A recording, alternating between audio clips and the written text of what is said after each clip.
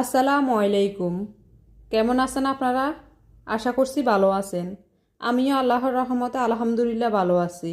ইলিশ মাছ দিয়ে কাঁচকলা রান্না করলাম আর এই রেসিপিটা আপনাদের সাথে শেয়ার করলাম, কারণ এই কাঁচকলাটা এভাবে রান্না করছি অনেক বেশি মজা হয়েছিল, তাই আপনাদের সাথেও শেয়ার করলাম। এভাবে রান্না করলে অনেক বেশি মজা হয় কাঁচকলা।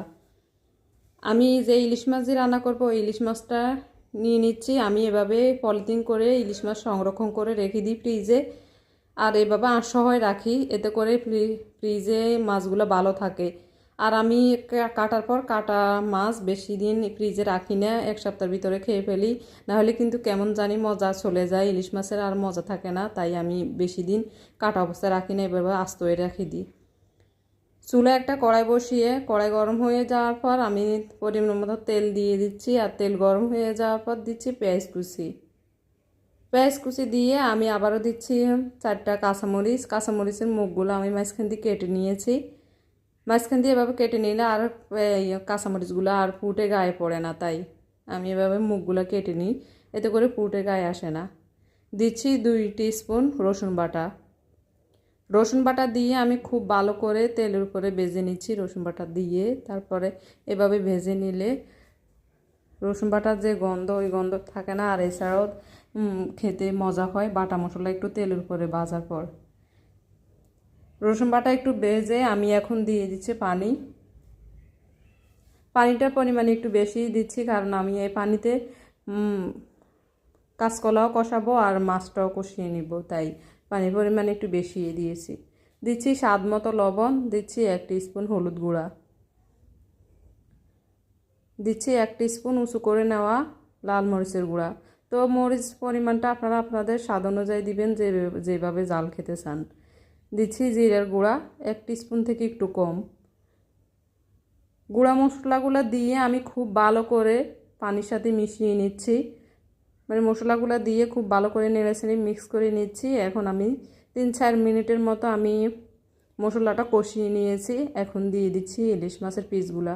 মাছটা আমি যতটুকু মানে রান্না করতে চাই ততটুকুই দিয়ে দিচ্ছি। আমি মাছটা কেটে পরিষ্কার করে ধুয়ে এরপরে দিয়ে দিচ্ছি। আর মাছটা আমি 4 মিনিটের মতো কষিয়ে নিয়েছি। এখন আমি উঠিয়ে নিচ্ছি, কারণ এইভাবে মাছ রেখে দিয়ে যদি কলাটা দিই তাহলে মাছের পিসগুলো ভেঙে যাবে। আর এইভাবে মাছ কষিয়ে কিন্তু আপনারা কাঁচকলা রান্না করবেন, এতে করে কিন্তু বেশি মজা হয়। অনেকে কিন্তু ভাজি করে রান্না করে, বা আমিও আগে ভাজি করে রান্না করতাম, কিন্তু এইভাবে রান্না করে দেখি যে ওইভাবে এনে অনেক মজা হয়।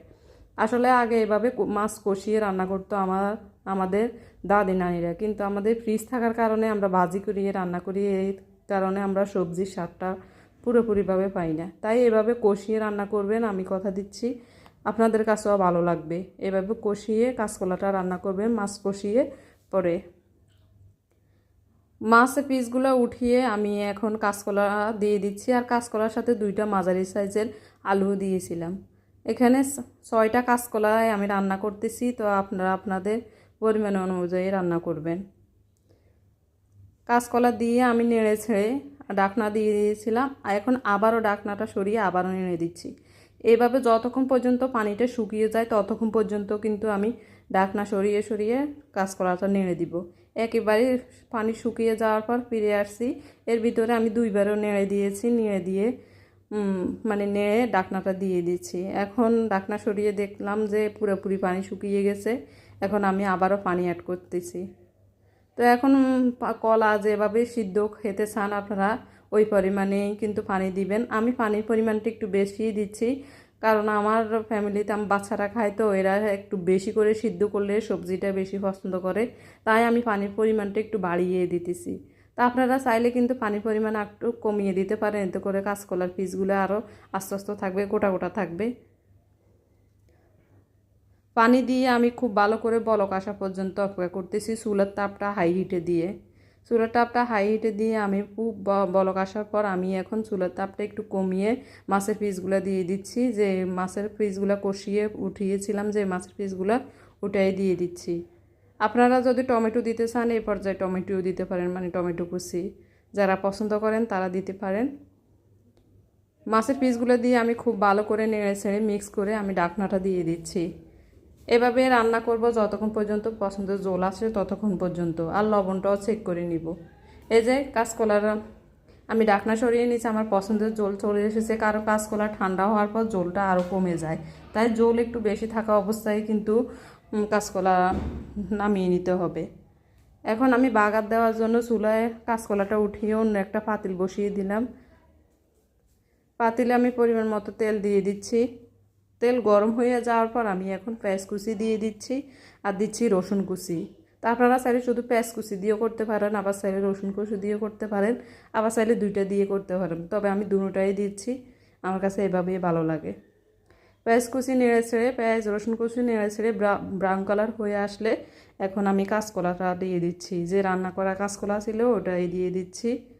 তা আমি চামচ দিয়ে প্রথমে দিয়ে দিচ্ছি, না হলে তেল ফুটে গায়ে আসতে পারে, তাই আমি চামচ দিয়ে এভাবে দিচ্ছি। আপনারা চাইলে প্রথম 2 চামচ দিয়ে পরে ঢেলে দিতে পারেন। তা আমি আস্তে আস্তে সব কলাই দিয়ে দিচ্ছি তেলের মধ্যে, আর পাতিলে রাখবো। আমি কড়াইতে বেশি রান্না করি, কড়াইতে রান্না করে পাতিল নষ্ট হয় না, তাই আমি সব সময় কড়াইতেই রান্না করি, পাতিলে কম রান্না করি। কড়াইতে রান্না করলে আর পাতিলগুলো নষ্ট হয় না, পাতিলগুলো ভালো থাকে, বেশি দিন বয়স দেয়। তাই এই যে আমি সবগুলাই নিয়ে নিচ্ছি, আর একটু নেড়ে ছেড়ে দিচ্ছি, মিক্স করে চুলাটা অফ করে দিচ্ছি। আমার রান্নাটা হয়ে গেছে। ভালো থাকবেন, অনেক বেশি সুস্থ থাকবেন, আর আমার জন্য দোয়া করবেন। দেখা হবে নতুন কোনো ভিডিওতে, ততক্ষণ পর্যন্ত সুস্থ থাকুন, ভালো থাকুন।